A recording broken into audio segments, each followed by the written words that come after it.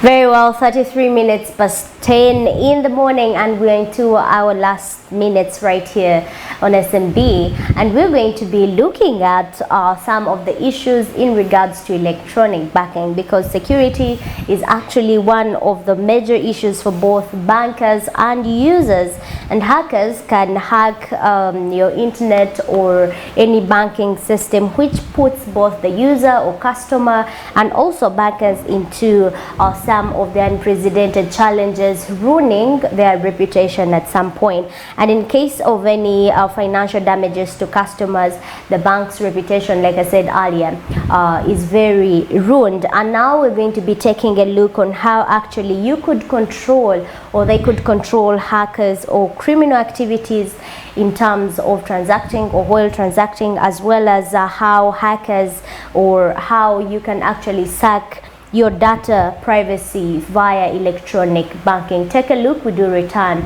to speak more on this one. My name is Daniel Opio. I am a tech lawyer and also a cybersecurity expert working with a cybersecurity firm called Ad Security. Electronic banking, or what others refer to as smart banking or digital banking, is simply being able to move your banking services through soft means and soft electronic systems such as phones, laptops, computers, and Visa cards and the like. In Uganda, electronic banking has been seen to be manifested in different ways. We've seen banking through ATM machines, that is the automated teller machines. That is still electronic banking, because the whole system is moving through an electronic generated automated system to be able to make decisions on the transactions that you want to do. It has some form of intelligence, machine learning intelligence with it. You instruct it to release for you 20,000, it releases 20,000. Instruct it to release 1 million, it releases 1 million, with a limit that each one of them sets. I think that is the earliest example that we've had in our economy for electronic banking, but over time it has been evolving, and we've seen quite a number of banks adopting systems such as mobile apps, for financial technology apps generally, to be able to enable banking systems to go on. And we've also seen financial technology companies come up, firms come up, like Bionic, among many others, Pegasus. So all those kind of forms are being represented within our economy to enhance electronic banking. Now, I would love to stretch this to go into also telecommunications, because as we might understand, some of the telecom companies we have nowadays are almost operating as quasi-banks through the mobile money systems. For example, MTN with MTN Mobile Money, the Airtel Money, and the rest of the telecom companies that we have around.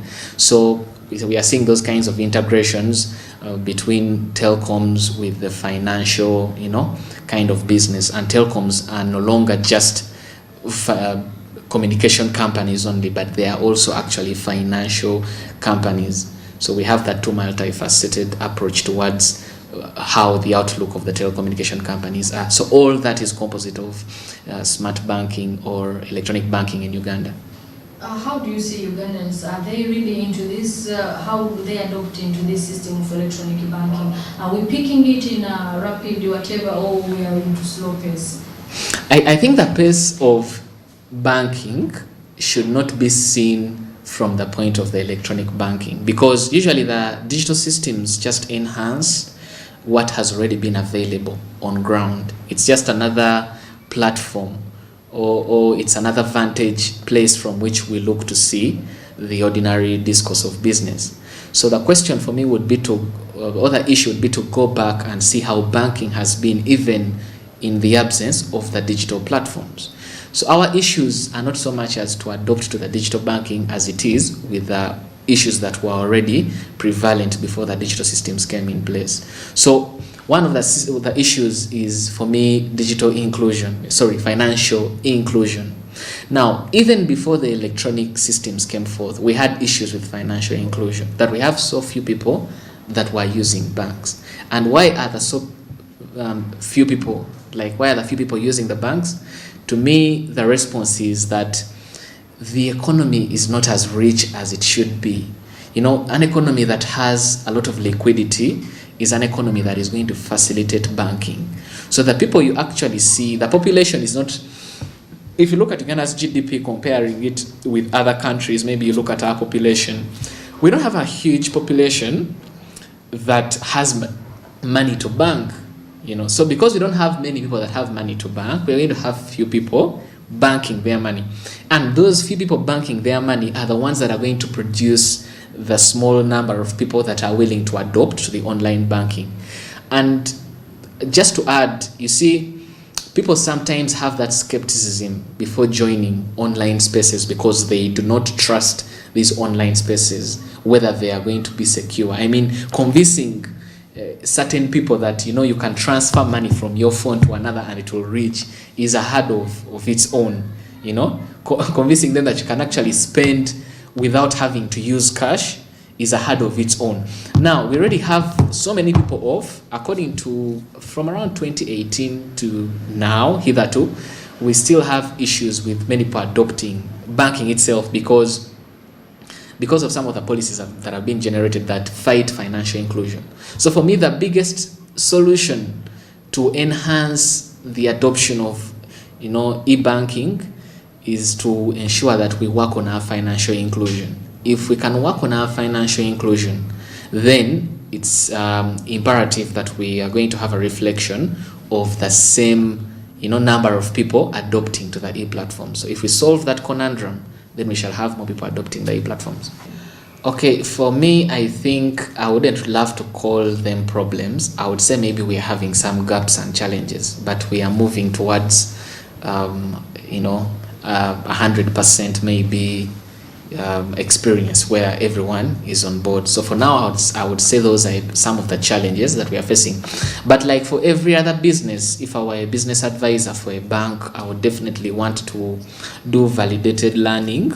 By validated learning, I mean trying to establish to see how every new thing we are bringing on is progressing and how to make it better. What are the challenges that the customers are having with the service that they are offering, and how best can they tweak that service to ensure that it serves the needs of the customers. So maybe that is how banks could look at some of the things that they are doing. Make it easier. For example, I've seen something good with Standard Chartered Bank.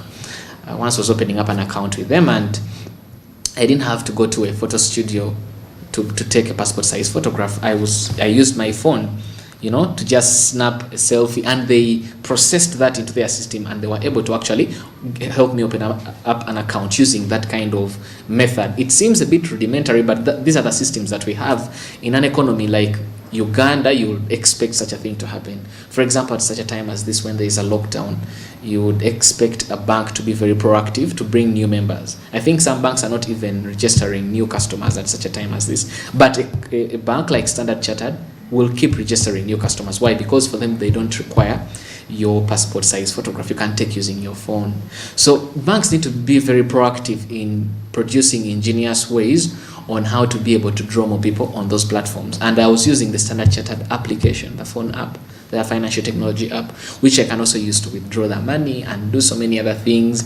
It's integrated with mobile money services, so you can transfer money from your bank account to your mobile money service, and then be able to have things going.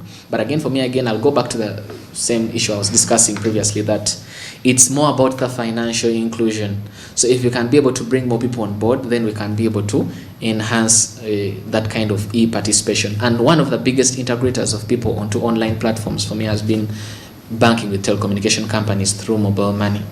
So as a country, I would advise to proceed carefully when it comes to the mobile money services, not to levy very heavy and hefty taxes that can kill the platforms that are enhancing digital banking in our community. Yes, I believe we have the support. We have the relevant support to enable that to go on. For example, Uganda's broadband policy on telecommunications networks, being able to share broadband, that makes a telecom company that hasn't been able to reach a particular region to reach there by the use of shared broadband. So we have the necessary infrastructure to enable such transactions to go on. But my issue wouldn't really be so much with having the relevant infrastructure, because business proves that where there is business is where a company invests. If there's business in Kampala, you'll find that, you know, a bank will invest in Kampala, producing systems that enable e-transactions within Kampala. If there's a lot of business in Adjumani, they'll do the same. So that one is not even to be looked at as a very strong issue. But maybe the query would be the people that have come on board, how do we maintain them to have that ongoing confidence on the platforms? You know, if I get scammed, if someone scams me and steals my money, my e-money on mobile money, it becomes hard for me to trust mobile money. Yes. Like personally, I've had an experience where someone somehow accessed my PIN. I don't know how they had my NIN number, registered a second line in my NIN. I had to go to Airtel to find that out. Then that person kind of accessed my PIN code, sent himself money from my account. Now, those things kind of make us lose trust in a particular, you know, platform for transaction. When you're registering with a bank and you're opening up a bank account, for example, on a digital system, usually people, there's a point where they tell you to agree with the terms and the conditions and the privacy policy. As is cliche, most people skip that. They just click on 1, 2, 3, 4 because they want to get done and over with the registration process. So they skip all that. But if you actually took time and read the terms and the conditions, the privacy policies, you'll find that actually they are trying to inform you. They take some precautionary measures to inform you of how to secure your system, how to go about it. It's just the negligence of the users not to read some of those terms and conditions. But also when you go on their websites, the same things are available: terms and conditions, privacy policies, disclaimers, and all helping you to inform you about that. What I'd say is that maybe that is not enough in itself, especially if you know that your customers are not reading those terms and conditions. What do you do, you know, to make sure that they interface with it? Make it more conspicuous for them to see. Once in a while on those platforms of yours as a company, Twitter, whatever it is, like try to tell people about security, how to secure this, how to secure that. Make it a proactive process to bring your users on board, for them to know how to secure themselves, instead of having someone click on terms and conditions and it brings so many things. These people are not even legal, so they cannot understand the jargon that is used in some of those terms and conditions, the disclaimers, the exemption clauses and all. So these companies to be very proactive. But also when you go to the NITA website, you can be able to find some of the basic trainings and on security, you know, basic security like password security, PIN number security, pattern security, and all. You will find that. Also, I would love to take this opportunity to invite them to visit us at artsecurity.co.ug. You'll find we've written quite a lot on security in banks, telecoms, remote working from home, online transactions. So we've been doing quite a lot of work around that.